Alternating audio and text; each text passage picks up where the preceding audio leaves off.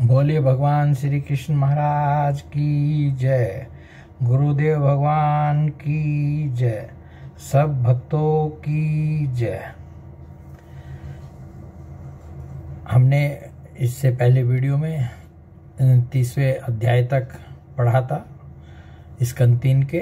अब 31वां अध्याय मनुष्य योनि को प्राप्त हुए जीव की गति का वर्णन। श्री भगवान कहते हैं, माता जी, जब जीव को मनुष्य शरीर में जन्म लेना होता है, ये कपिल देव भगवान जो हैं अपनी माता देवहूति को ये उपदेश दे रहे हैं। श्री भगवान कहते हैं, माता जी, जब जीव को मनुष्य शरीर में जन्म लेना होता है तो वह भगवान की प्रेरणा से अपने पूर्व कर्मानुसार देह प्राप्ति के लिए पुरुष के वीर्य कण के द्वारा स्त्री के उदर में प्रवेश करता है। वहां वह एक रात्रि में स्त्री के रज में मिलकर एक रूप कलल बन जाता है। 5 रात्रि में बुद्ध रूप हो जाता है। 10 दिनों में बेर के समान कुछ कठिन हो जाता है और उसके बाद मांसपेशी अथवा अंडज प्राणियों में अंडे के रूप में परिणत हो जाता है। 1 महीने में उसके सिर निकल आता है। 2 मास में हाथ पांव आदि अंगों का विभाग हो जाता है और 3 मास में नख, रोम, अस्थि, चर्म, स्त्री पुरुष के चिन्ह तथा अन्य छिद्र उत्पन्न हो जाते हैं। 4 मास में उसमें मांस आदि 7 धातुएं पैदा हो जाती हैं। 5वें महीने में भूख प्यास लगने लगती है और 6ठे मास में झिल्ली से लिपटकर वह दाहिनी कोख में घूमने लगता है। उस समय माता के खाए हुए अन्न जल आदि से उसकी सब धातुएं पुष्ट होने लगती हैं और वह कृमि आदि जंतुओं के उत्पत्ति स्थान उस जघन्य मल मूत्र के गड्ढे में पड़ा रहता है। वह सुकुमार तो होता ही है, इसलिए जब वहाँ के भूखे कीड़े उसके अंग प्रत्यंग नोचते हैं तब अत्यंत क्लेश के कारण वह क्षण क्षण में अचेत हो जाता है। माता के खाए हुए कड़वे, तीखे, नरम, नमकीन, रूखे और खट्टे आदि उग्र पदार्थों का स्पर्श होने से उसके सारे शरीर में पीड़ा होने लगती है। वह जीव माता के गर्भाशय में झिल्ली से लिपटा और हाथों से घिरा रहता है। उसका सिर पेट की ओर तथा पीठ और गर्दन कुंडलाकार मुड़े रहते हैं। वह पिंजरे में बंद पक्षी के समान पराधीन एवं अंगों को हिलाने डुलाने में भी असमर्थ रहता है। इसी समय अदृष्ट की प्रेरणा से उसे स्मरण शक्ति प्राप्त होती है। तब अपने सैकड़ों जन्मों के कर्म याद आ जाते हैं और वह बेचैन हो जाता है तथा उसका दम घुटने लगता है। ऐसी अवस्था में उसे क्या शांति मिल सकती है। 7वां महीना आरंभ होने पर उसमें ज्ञान शक्ति का भी उन्मेष हो जाता है, परंतु प्रसूति वायु से चलायमान रहने के कारण वह उसी उदर में उत्पन्न हुए विष्ठा के कीड़ों के समान एक स्थान पर नहीं रह सकता।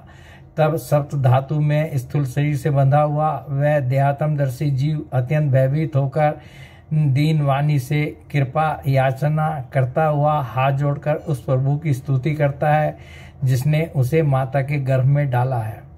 ये जो हमने अब तक वर्णन सुना, ये माता के गर्भ में जीव का 1 दिन से लेकर के और जब तक उसका पूरा शरीर बनता है उसका वर्णन हम लोगों ने सुना।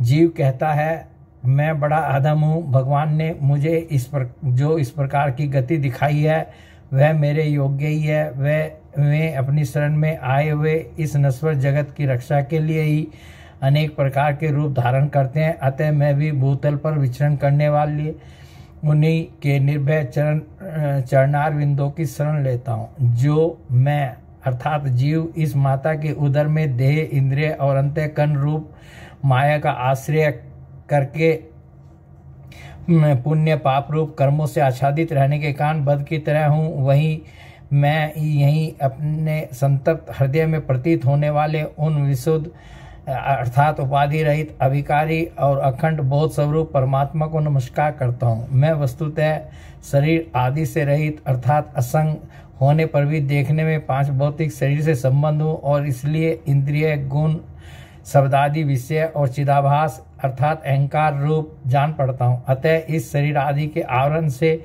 जिनकी महिमा कुंठित नहीं हुई है, उन प्रकृति और पुरुष के नियंता सर्वज्ञ अर्थात विद्या शक्ति संपन्न परम पुरुष की मैं वंदना करता हूँ। उन्हीं की माया से अपने स्वरूप की स्मृति नष्ट हो जाने के कारण यह जीव अनेक प्रकार के सत्वादि गुण और कर्म के बंधन से युक्त इस संसार मार्ग में तरह तरह के कष्ट झेलता हुआ भटकता रहता है। अतः उन परम पुरुष परमात्मा की कृपा के बिना और किस युक्ति से इसे अपने स्वरूप का ज्ञान हो सकता है। मुझे तो यह त्रैलाकिक अतः उन परम पुरुष परमात्मा की कृपा के बिना और किस युक्ति से इसे अपने स्वरूप का ज्ञान हो सकता है। मुझे तो यह तैरकालिक ज्ञान हुआ है, यह भी उनके सिवा और किसने दिया है, क्योंकि स्थावर जंगम समस्त प्राणियों में एकमात्र वे ही तो अंतर्यामी अंश से विद्यमान है। अतः जीव रूप कर्म जनित पदवी का अनुवर्तन करने वाले हम अपने त्रिविध तापों की शांति के लिए उनका भजन करते हैं। ये जीव जो है भगवान से प्रार्थना कर रहा है, स्तुति कर रहा है भगवान की गर्भ में। भगवान यह देहधारी जीव दूसरी अर्थात माता के देह के उदर के भीतर मल मूत्र और रुधिर के कुएं में गिरा हुआ है। उसकी जठराग्नि से इसका शरीर अत्यंत संतप्त हो रहा है। उससे निकलने की इच्छा करता हुआ यह अपने महीने गिन रहा है। भगवान अब इस दिन को यहाँ से कब निकाला जाएगा? स्वामिन आप बड़े दयालु हैं। आप जैसे उदार प्रभु ने ही इस 10 मास के जीव को ऐसा उत्कृष्ट ज्ञान दिया है। दीनबंधो इस अपने किए हुए उपकार से ही आप प्रसन्न हो, क्योंकि आपको हाथ जोड़ने के सिवा आपके उस उपकार का बदला तो कोई दे भी क्या सकता है। जीव कह रहा है कि हम आपके आगे सिर्फ हाथ ही जोड़ सकते हैं, पर वो संसार के ये पशु पक्षी आदि अन्य जीव तो अपनी मूढ़ बुद्धि के अनुसार अपने शरीर में होने वाले सुख दुख आदि का ही अनुभव करते हैं, किंतु मैं तो आपकी कृपा से सम दम आदि साधन संपन्न शरीर से युक्त हुआ हूँ। अतः आपकी दी हुई विवेकवती बुद्धि से आप पुराण पुरुष को अपने शरीर के बाहर और भीतर अहंकार के आश्रयभूत आत्मा की भांति प्रत्यक्ष अनुभव करता हूँ। भगवान इस अत्यंत दुख से भरे हुए गर्भाशय में यद्यपि मैं बड़े कष्ट से रह रहा हूँ, तो भी इससे बाहर निकलकर संसार में अंधकूप में गिरने की मुझे बिल्कुल इच्छा नहीं है, क्योंकि उसमें जाने वाले जीव को आपकी माया घेर लेती है, जिसके कारण उसकी शरीर में अहम बुद्धि हो जाती है और उसके परिणाम में उसे फिर इस संसार चक्र में ही पड़ना होता है।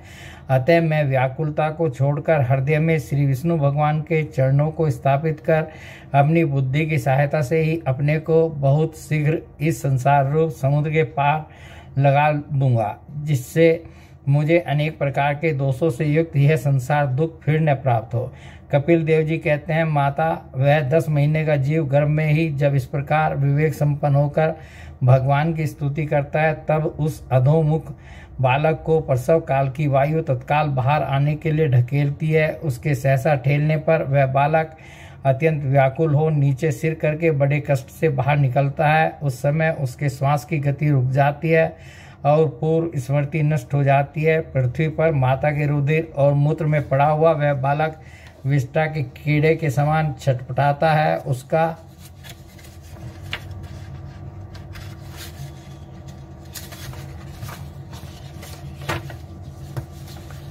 गर्भवास का सारा ज्ञान नष्ट हो जाता है और वह विपरीत गति अर्थात देहाभिमान रूप अज्ञान दशा को प्राप्त होकर बार बार जोर जोर से रोता है।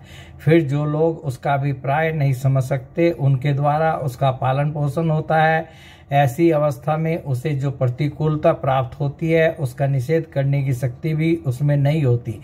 जब उस जीव को शिशु अवस्था में मैली कुचैली खाट पर सुला दिया जाता है, जिसमें खटमल आदि स्वेदज जीव चिपटे रहते हैं, तब उसमें शरीर को खुजलाने उठाने अथवा करवट बदलने की भी सामर्थ्य न होने के कारण वह बड़ा कष्ट पाता है। उसकी त्वचा बड़ी कोमल होती है। उसे डांस मच्छर और खटमल आदि उसी प्रकार काटते रहते हैं जैसे बड़े कीड़े को छोटे कीड़े।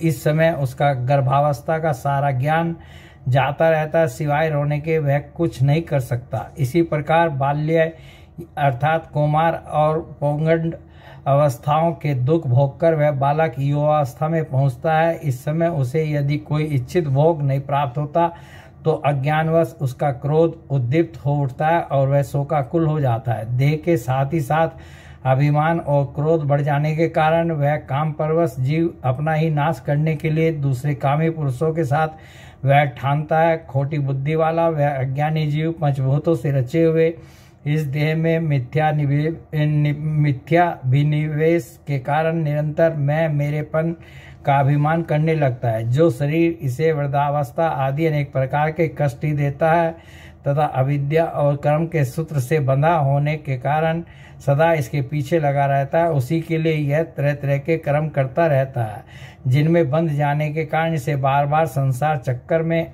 पड़ना होता है। सन्मार्ग में चलते हुए यदि इसका किन्हीं जीवा और उपस्थेंद्रिय के भोगों में लगे हुए विषयी पुरुषों से समागम हो जाता है और वह उनमें आस्था करके उन्हीं का अनुगमन करने लगता है, तो पहले के समान ही फिर नारकी योनियों में पड़ता है, जिनके संग से इसके सत्य, सोच अर्थात बाहर भीतर की पवित्रता, दया, वाणी का संयम, बुद्धि, धन, संपत्ति, लज्जा, यश, क्षमा, मन और इंद्रियों का संयम तथा ऐश्वर्य आदि सभी सद्गुण नष्ट हो जाते हैं। उन अत्यंत शोचनीय स्त्रियों के क्रीड़ा मार्ग अर्थात खिलौना, अशांत मूड और अध्यात्म दृष्टि असत्पुरुषों का संग कभी नहीं करना चाहिए, क्योंकि इस जीव को किसी और का संग करने से ऐसा मोह और बंधन नहीं होता जैसा स्त्री और स्त्रियों के संगियों का संग करने से होता है। एक बार अपनी पुत्री सरस्वती को देखकर ब्रह्मा जी भी उसके रूप लावण्य से मोहित हो गए थे और उसके मृगी रूप होकर भागने पर उसके पीछे निर्लजता पूर्वक मृग रूप होकर दौड़ने लगे।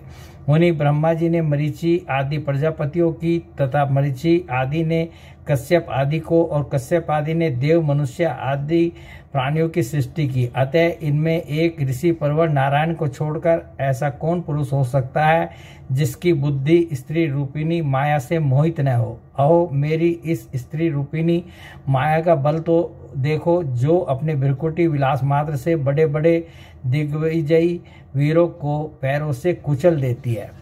तो यहाँ जो है कपिल देव भगवान ने जो है अपनी माता देवहूति को ये बात समझाई कि सिर्फ एक भगवान ही है जिसको जो है जिस पे स्त्री रूपिणी जो है माया जो है कोई असर नहीं कर सकती। बाकी और कोई भी ऐसा नहीं है जिस पे कि ये स्त्री रूपिणी माया जो है उसको मोहित न कर दे। जो पुरुष योग के परम पद पर आरूढ़ होना चाहता हो अथवा जिसे मेरी सेवा के प्रभाव से आत्मा अनात्मा का विवेक हो गया हो, वह स्त्रियों का संग कभी न करे, क्योंकि उन्हें ऐसे पुरुष के लिए नरक का खुला द्वार बताया गया है। भगवान की रची हुई यह जो स्त्री रूपिणी माया धीरे धीरे सेवा आदि के मिस से पास आती है, इसे तिनकों से ढके हुए कुएं के समान अपनी मृत्यु ही समझे और स्त्री को जो है एक प्रकार से अपनी मृत्यु ही समझे। इसमें कहा है कि तिनके से जैसे कुआं ढका हुआ होता है और उसमें आदमी गिर के मर जाता है, तो ये स्त्री रूपिणी भगवान ने जो ये की माया है वो इस प्रकार की है। स्त्री में आसक्त रहने के कारण तथा अंत समय में स्त्री का ही ध्यान रहने से जीव को स्त्री योनि प्राप्त होती है। मृत्यु के समय जिसका ध्यान होता है उसको शास्त्रों में यही लिखा है कि वो योनि उसको मिलती है। यदि अंत समय में स्त्री का ध्यान करेगा तो स्त्री योनि प्राप्त होती है। इस प्रकार स्त्री योनि को प्राप्त हुआ जीव पुरुष रूप में प्रतीत होने वाली मेरी माया को ही धन, पुत्र और ग्रह आदि देने वाला अपना पति मानता रहता है। सो जिस प्रकार व्याधे का गान कानों को प्रिय लगने पर भी बेचारे भोले भाले पशु पक्षियों को फंसाकर उनके नाश का ही कारण होता है, उसी प्रकार उन पुत्र, पति और ग्रह आदि को विधाता की निश्चित की हुई अपनी मृत्यु ही जाने। देवी जीव के उपाधिभूत लिंग देह के द्वारा पुरुष एक लोक से दूसरे लोक में जाता है और अपने प्रारब्ध कर्मों को भोगता हुआ निरंतर अन्य देहों की प्राप्ति के लिए दूसरे कर्म करता रहता है। जीव का उपाधि रूप लिंग शरीर तो मोक्ष पर्यंत उसके साथ रहता है तथा भूत, इंद्रिय और मन का कार्य रूप स्थूल शरीर इसका भोगाधिष्ठान है। इन दोनों का परस्पर संगठित होकर कार्य न करना ही प्राणी की मृत्यु है। यह लिंग शरीर और जो स्थूल शरीर है दोनों अलग हैं और जब तक ये इकट्ठे रहते हैं तब तक ये जिंदा रहता है और जब अलग हो जाते हैं तो वही प्राणी की मृत्यु है। दोनों का साथ साथ प्रकट होना जन्म कहलाता है। पदार्थों की उपलब्धि के स्थान रूप इस स्थूल शरीर में जब उनको ग्रहण करने की योग्यता नहीं रहती, यह उसका मरण है और यह स्थूल शरीर ही मैं हूँ, इस अभिमान के साथ उसे देखना उसका जन्म है। नेत्रों में जब किसी दोष के कारण रूप आदि को देखने की योग्यता नहीं रहती, तब उनमें रहने वाली चक्षु इंद्रिय भी रूप देखने में असमर्थ हो जाती है, और जब नेत्र और उनमें रहने वाली इंद्रियां दोनों ही रूप देखने में असमर्थ हो जाते हैं, तभी इन दोनों के साक्षी जीव में भी वह योग्यता नहीं रहती। अतः मुमुक्षु पुरुष को मरण आदि से भय, दीनता अथवा मोह नहीं होना चाहिए। उसे जीव के स्वरूप को जानकर धैर्यपूर्वक निसंग भाव से विचरना चाहिए तथा इस माया में संसार में योग वैराग्य युक्त सम्यक ज्ञानमयी बुद्धि से शरीर को निक्षेप अर्थात धरोहर की भांति रखकर उसके प्रति अनासक्त रहते हुए विचरण करना चाहिए। 31वां अध्याय पूर्ण हो गया। बोले भगवान श्री कृष्ण महाराज की जय, गुरु नारायण भगवान की जय, समस्त भक्तों की जय।